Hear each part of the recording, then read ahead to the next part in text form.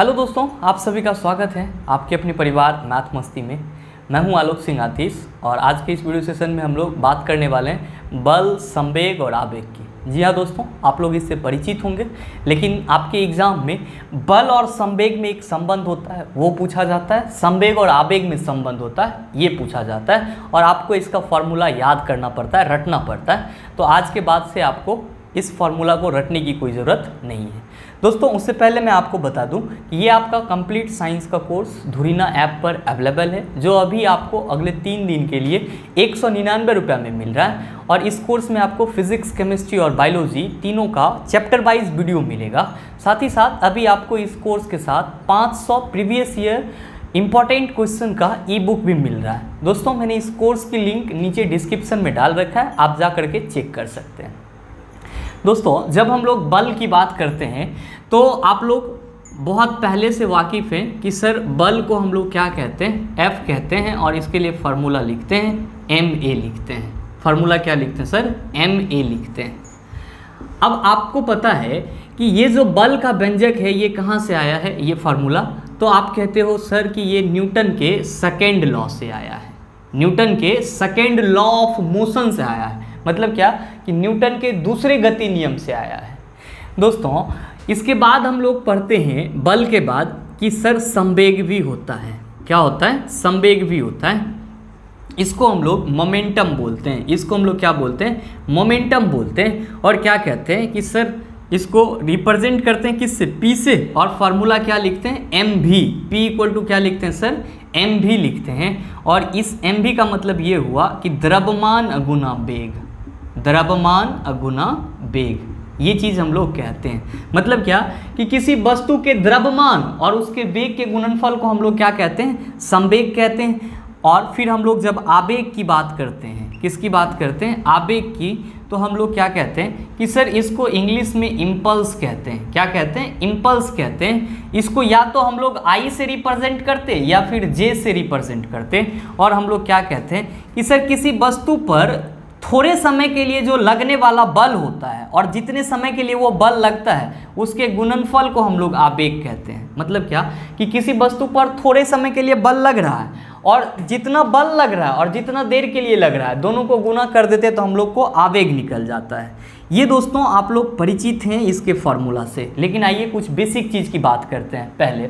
जब हम लोग बल की बात करते हैं तो कहते हैं सर बल जो होता है वो न्यूटन के सेकेंड लॉ ऑफ मोशन से इसका हमको व्यंजक मिला, और हम लोग इसको न्यूटन के सेकेंड लॉ ऑफ मोशन को संवेग के पद में भी डिफाइन करते हैं। और हम लोग क्या कहते हैं कि किसी वस्तु के संवेग में परिवर्तन की दर वस्तु पर लगे बल के समानुपाती होती है। क्या कहते हैं, ध्यान से सुनिएगा, किसी वस्तु में संवेग में परिवर्तन की दर उस वस्तु पर लगे बल के समानुपाती होती है, और ये परिवर्तन बल की दिशा में होता है।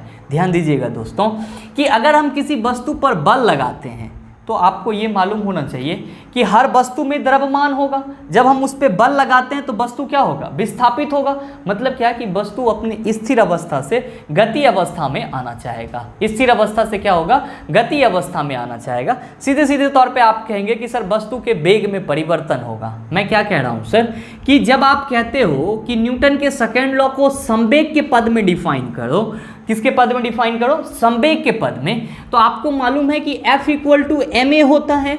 और आप कह रहे हो कि जब किसी वस्तु पर हम बल लगाएंगे तो उस वस्तु के वेग में क्या होगा, परिवर्तन होगा। तो हम क्या कह रहे हैं सर कि मान लीजिए कि आप किसी वस्तु पर बल लगाए और उस वस्तु का बल क्या हो जाए, V1 से V2 हो जाए। ध्यान दीजिएगा, मैंने आपको क्या बोला कि आपने किसी वस्तु पर बल लगाया और उस वस्तु का वेग जो है वो V1 से क्या हो गया, V2 हो गया। V1 से क्या हो गया, V2 हो गया। और कितने समय में, तो ये आपका T समय में, कितने समय में, T समय में। तो आप क्या कहते हो कि सर यहाँ पे जो वेग में परिवर्तन हो रहा है समय के सापेक्ष, मतलब ये हुआ कि वेग में परिवर्तन की दर को हम लोग त्वरण कह सकते हैं, ऑब्वियसली कह सकते हैं। और हम लोग इसको लिखते भी हैं, क्या लिखते हैं कि V2 माइनस V1 बटा T, V2 माइनस V1 बटा T। भाई यही ना आपका त्वरण होता है। V1 आपका यहाँ पे प्रारंभिक वेग, अब V2 क्या हो गया आपका अंतिम वेग। तो अंतिम वेग में से प्रारंभिक वेग घटा दिए तो मेरा क्या हो गया, त्वरण निकल गया। देखिए हमने आपको ऐसा क्यों बोला, यहाँ पे ध्यान दीजिएगा, समझ में आ जाएगा आपको सारी चीज़ें, कि जब हम लोग बल को संवेग के टर्म में लिखते हैं तो कैसे लिखते हैं। आप देख रहे हैं कि यहाँ पे F इक्वल टू हम ma लिखे हैं, क्या हम F इक्वल टू हम a इक्वल टू ये फार्मूला रख सकते हैं यहाँ पे a के जगह पे, तो mv2 बटा v1 बटा t। क्यों? तो आप कहेंगे कि सर जब वस्तु पर बल लगाए तो वस्तु के वेग में परिवर्तन हुआ, वस्तु v1 से v2 हो गया, इसीलिए वेग में परिवर्तन की दर त्वरण को निकाल लिए। तो देखिए F इक्वल टू क्या हो जाता है, mv2 माइनस mv1 बटा t। F इक्वल टू क्या हो जाता है, mv2 माइनस mv1 बटा t। ध्यान दीजिएगा कि आप कह रहे हैं कि सर संवेग का मतलब क्या होता है, तो किसी वस्तु के द्रव्यमान और उसके वेग के गुणनफल को हम लोग क्या कहते हैं, संवेग कहते हैं। ध्यान से समझिएगा कि किसी वस्तु का जो द्रव्यमान होता है और उसका जो वेग होता है उसके गुणनफल को हम लोग क्या कहते हैं, संवेग कहते हैं। तो यहाँ पे द्रव्यमान भी है और वेग भी है, दोनों का गुणनफल है यहाँ पे। तो आप यहाँ पे mv2 है, तो क्या हम इसको F इक्वल टू ये लिख दें, हम mv2 को p2, mv2 को क्या लिख दें सर, p2, और mv1 को हम लोग p1 लिख दें, तो p2 माइनस p1 बटा t। देखिए मैंने आपको कई बार बताया है कि जब फिजिक्स में आपको किसी राशि को समय से भाग देना हो तो आप समझ जाइएगा कि वहाँ पे वो रेट बता रहा है और वो उसके परिवर्तन की दर को बता रहा है। तो यहाँ पे ये p2 माइनस p1 संवेग में परिवर्तन, टाइम से डिवाइड कर रहे हैं, तब इसको हम लोग संवेग में परिवर्तन की दर पढ़ेंगे। तो यही ना न्यूटन का सेकेंड लॉ कहता है। क्या कहता है न्यूटन का सेकेंड लॉ? न्यूटन का सेकेंड लॉ कहता है मेरे मित्र कि किसी वस्तु के संवेग में परिवर्तन की दर, ध्यान दीजिएगा, किसी वस्तु के संवेग में परिवर्तन की दर तो p2 माइनस p1 बटा t, तो संवेग में परिवर्तन की दर ही ना हुआ, उस पर लगे बल के समानुपाती होती है। मतलब जो उस पर लगाएंगे बल उसके क्या होगा, समानुपाती होगी, और ये जो परिवर्तन होगा ये बल के दिशा में होगा। मतलब क्या कि जब आपको क्वेश्चन में ये रहे कि आप बल को संवेग के टर्म में लिखिए तो आप क्या लिखेंगे, F equal to p2 minus p1 बटा t। F equal to p2 minus p1 बटा t। संवेग में परिवर्तन की दर क्या होगा, क्या हो गया ये, संवेग में परिवर्तन की दर। दोस्तों अब आप इस दोनों ही चीज़ को अच्छे से समझ पाए होंगे। आप सबों को मालूम होगा कि बल का ऐसा यूनिट क्या होता है, तो बल का यहाँ पे मास केजी लेते हैं, इसके लिए केजी मीटर पर सेकेंड स्क्वायर एक्सेलरेशन के लिए, और इसी को हम लोग न्यूटन बोलते हैं ना। अच्छा ध्यान दीजिए, आप लोगों को एक और चीज़ रटना पड़ता है, 1 newton equal to 10 to the power 5 dyne होता है। ये चीज़ आपको रटना होता है, नहीं रटिएगा। ये आपका SI यूनिट है ना, ये आपका क्या है, SI यूनिट। आप कहते हो जो डाइन जो है वो बल का CGS यूनिट है, तो अरे भाई CGS यूनिट है तो इसी SI यूनिट को आप CGS में कर दीजिए ना चेंज। यहाँ पे 1 kg, आप कह रहे हो सर 1 न्यूटन, आप यही ना कह रहे हो कि 1 न्यूटन में कितना डाइन होगा। तो ध्यान दीजिएगा कि हम 1 न्यूटन कब कहते हैं, जब हम लोग कहते हैं कि अगर वस्तु का मास कितना हो, 1 kg हो, और उस पर इतना बल लगाए कि उसमें 1 मीटर पर सेकेंड स्क्वायर का त्वरण उत्पन्न हो जाए, तब हम लोग कह रहे हैं कि जो बल लगा रहे हैं उस बल का परिमाण कितना है, 1 न्यूटन है। तो भाई 1 kg है, CGS में इसको हमको लाना है, किस में लाना है सर, CGS में लाना है, तो kg क्या हो जाएगा, ग्राम हो जाएगा। तो यहाँ पे 1 kg है तो यहाँ पे हो जाएगा सर 1000 ग्राम। कितना ग्राम, 1000 ग्राम। अच्छा ध्यान दीजिए, मीटर पर सेकेंड स्क्वायर है कि समय आपका ऐसा मात्रक है जिसकी यूनिट मात्रकों के किसी भी पद्धति में चेंज नहीं होती, हमेशा सब में सेकेंड ही रहता है। तो आप देखिए यहाँ पे कि 1 kg था तो हम इसको 1000 ग्राम लिख दिए। अब मीटर में है तो हम मीटर में है तो इसको सेंटीमीटर में चेंज करेंगे, क्योंकि लंबाई सेंटीमीटर में मापा जाएगा, मास ग्राम में, और टाइम किस में, सेकेंड में। तो 1000 गुना हम इसको क्या कर दिए सर, 100 कर दिए, मीटर पर सेकेंड स्क्वायर है। तो अब हम यहाँ पे क्या कह रहे हैं सर कि ये 1000 और 100, अब यहाँ पे देखिए 1 2 3 4 5, तो 10 टू दी पावर 5 इसको लिख दिए, तो क्या गलत कर दिए।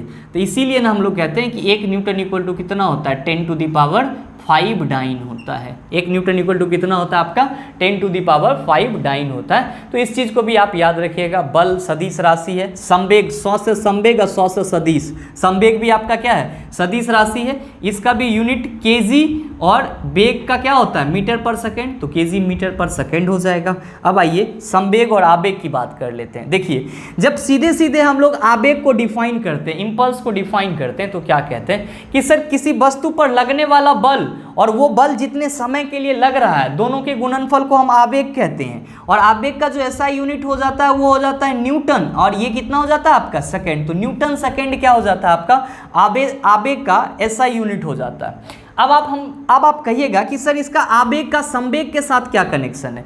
मेरे मित्र आवेग हम लोग क्या कहते हैं, आवेग इक्वल टू क्या कहते हैं संवेग में परिवर्तन। आवेग इक्वल टू क्या कहते हैं हम लोग संवेग में परिवर्तन। ध्यान दीजिएगा हमने सिर्फ संवेग में परिवर्तन बोला है, संवेग में परिवर्तन की दर नहीं बोला है। तो हम लोग आवेग इक्वल टू क्या कहते हैं संवेग में परिवर्तन, संवेग में परिवर्तन। अब आप कहिएगा कि सर ये कैसे हो जाएगा संवेग में परिवर्तन। तो देखिए यहाँ पे कि आपने बल और संवेग के बीच में क्या संबंध निकाला था, तो sir F equal to P2 minus P1 बटा T। तो हम इसी इक्वेशन को फिर से यहाँ पे लिखते हैं F equal to P2 minus P1 बटा T। अब इस दोनों को क्रॉस मल्टीप्लिकेशन कीजिए, यहाँ कुछ ना है तो 1 है, तो आप क्या कहते हैं सर P2 माइनस P1 और ये F को T से गुना कर दीजिए तो FT। अरे भैया आप आवेग के लिए क्या फार्मूला निकाले हो, क्या लिखते हो सर, तो सर आवेग जो होता है वो वस्तु के बल और वो बल जितना देर के लिए किसी वस्तु पर लगता है उस दोनों के गुणनफल को, मतलब बल और समय के गुणनफल को हम लोग आवेग कहते हैं। यहाँ भी तो आपका बल और समय का गुणनफल दिया हुआ है, बट ये किसके बराबर है, तो P2 दूसरा संवेग और माइनस P1 ये आपका पहला संवेग। तो संवेग में परिवर्तन के क्या है ये बराबर है। तो ये भी आपके एग्जाम में क्वेश्चन पूछा जाता है कि संवेग में परिवर्तन को क्या कहते हैं, तो आप कहेंगे संवेग में परिवर्तन को आवेग कहते हैं। संवेग के टर्म में या संवेग के पद में आवेग का फॉर्मूला क्या होता है, तो हम लोग कहते हैं सर P2 माइनस P1 क्या होता है, P2 minus P1 equal to FT होता है, आवेग होता है। एक बात और ध्यान रखिएगा दोस्तों, आवेग जो होता है ये भी आपका क्या होता है कि एक सदिश राशि होती है। आवेग भी क्या होता है, एक सदिश राशि होती है। दोस्तों ये आपका एक शॉर्ट रिव्यू था, क्योंकि मेरा मेन मकसद आपको ये समझाना था और ये समझाना था, और क्योंकि आप लोग इसको रटते रहते हैं, ये सारी चीज़ तो आपको पता ही रहता है, और ये भी आपका मेरा मकसद था, मेन मोटो था इस चीज़ को समझाना कि देखिए यहाँ पे ये केजी मीटर पर सेकेंड स्क्वायर है, तब ना हम लोग इसको न्यूटन बोले हैं। तो भाई केजी मीटर पर सेकेंड स्क्वायर है तो क्या हम लोग इसको चेंज नहीं कर सकते हैं, ऑब्वियसली चेंज कर सकते हैं। तो कैसे कि सर 1000 ग्राम केजी मीटर है तो गुना 100 गुना 100, एक ही सेकेंड ना भाई कहेंगे, जब यूनिट मात्रा के लिए निकाल रहे हैं तो एक ही सेकेंड के लिए निकालेंगे, तब बटा 1 का हम स्क्वायर कर लेंगे तो उससे क्या फायदा होगा, कुछ होगा, कुछ न किए हैं। यही 3 गो जीरो इधर और 2 गो जीरो इधर, 3 2 5 10 टू द पावर 5 और 1 न्यूटन इक्वल टू क्या हो गया आपका 10 टू द पावर 5। दोस्तों उम्मीद करते हैं कि आप इस तीनों चीज़ को अच्छे से समझ पाए होंगे। अब आपको इससे संबंधित कोई क्वेश्चन मिलेगा तो आप उसका आसानी से जवाब दे सकते हैं। अगर आपको वीडियो अच्छा लगा होगा तो वीडियो को लाइक कीजिएगा, शेयर कीजिएगा, और हाँ अगर चैनल पे नए हैं तो सब्सक्राइब करके बेल आइकन दबा लीजिएगा, ताकि इस तरह के एग्जाम रेलेवेंट वीडियो सबसे पहले आपके पास पहुँचे और आप उसका भरपूर फ़ायदा उठा पाए। मिलते हैं हम लोग फिर अगले वीडियो सेशन में, तब तक के लिए best of luck, thank you, have a nice day.